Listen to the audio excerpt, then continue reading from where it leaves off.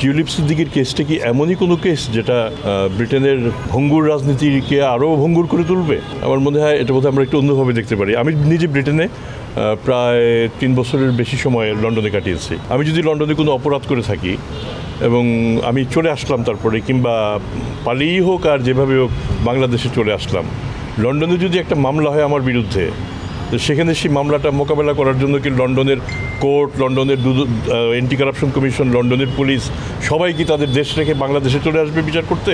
না, আমার কাছে সেখানে গিয়ে মুখোমুখি হওয়া, মোকাবেলা করা এবং সেখানে বলা যে না, আমি অপরাধী নই, আমার বিরুদ্ধে যে অভিযোগগুলি আসছে অভিযোগগুলি সঠিক না। কিন্তু এখন যেটা মনে হচ্ছে, এই চিঠিপত্র পেয়ে সম্ভবত চিঠিপত্রের মাধ্যমে আমরা মামলা মোকদ্দমা নিষ্পত্তি করব। এটা তো হওয়ার কথা নয়।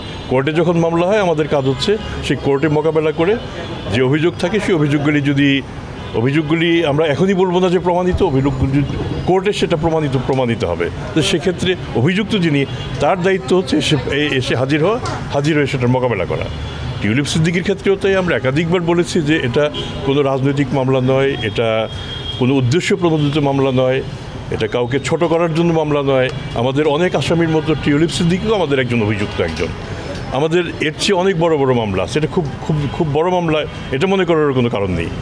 তো এখন যেহেতু টিউলিপ সিদ্দিক আমাদের কাছে, তিনি বাংলাদেশের একজন নাগরিক, আমাদের কাছে তার এনআইডি, সে বাংলাদেশি এনআইডি, তার যে টিআইএন ইনকাম ট্যাক্সে সেটা বাংলাদেশের, তিনি বাংলাদেশের এনবিআরে তার ইনকাম ট্যাক্স রিটার্নও দাখিল করেছেন, সেগুলিও বাংলাদেশি। তা আমরা এখন এরকম একজন বাংলাদেশির বিরুদ্ধে কোনো অভিযোগ যদি থাকে, সেটা তো আমরাই মোকাবেলা করবো, সেটা তো আমরা বাংলাদেশই দাখিল করবো না, তার বিরুদ্ধে এই মামলা নিয়ে আমরা ব্রিটেনে দাখিল করবো যে এই মামলাটা ব্রিটেনের মামলা।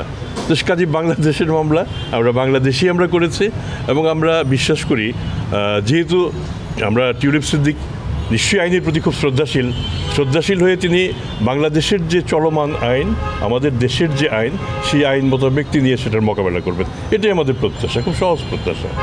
আর এমন কি কখনো হয় যে আপনি একটা চিঠি লিখলেন, চিঠি লিখে বললেন আপনি যদি 7 দিনের মধ্যে জবাব না দেন তাহলে বুঝে নেব আমার মামলা শেষ?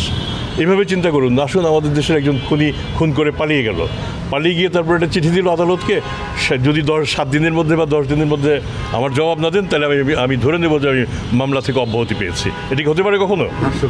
এটা অবশ্যই হাস্যকর, এটা হতে পারে না। স্যার একটু ইন্টারাপ্ট করি স্যার, সে একেবারে স্পষ্ট লিখে বলেছে তার আইনজীবী যে এটা হচ্ছে ব্রিটেনের রাজনীতিতে হস্তক্ষেপ দুদক এবং বাংলাদেশের।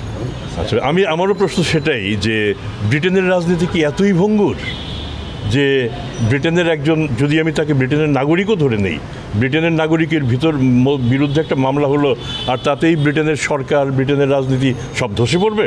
এটা কি হতে পারে? তো কাজেই আমার মনে হয় যখন এসব শব্দ চয়ন করেন আইনজীবীরা, তারাও সঠিক শব্দ চয়ন করবেন। তারা কিন্তু এভাবে তাদের নিজেদের দেশকে ছোট করছেন, তারা নিজেরা প্রমাণ করছেন যে ব্রিটেনের রাজনীতি ভঙ্গুর। আমাদের এখানে হস্তক্ষেপ করার কি আছে? এখানে আমাদের যে কার্যপরিধি, এতে তো আমাদের রাজনীতিতে যাওয়ার কোনো সুযোগই নেই। আমরা আমাদের একজন অভিযুক্তের বিরুদ্ধে আমরা কাজ করে যাচ্ছি।